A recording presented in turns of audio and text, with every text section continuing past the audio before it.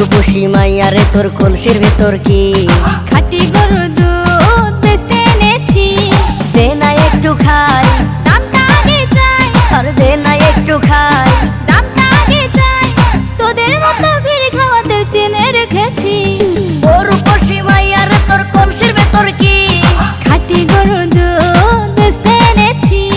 ও রূপসী মাইয়ারে তোর কলসির ভেতর কি খাঁটি গরুর দুধ বেচতে এনেছি।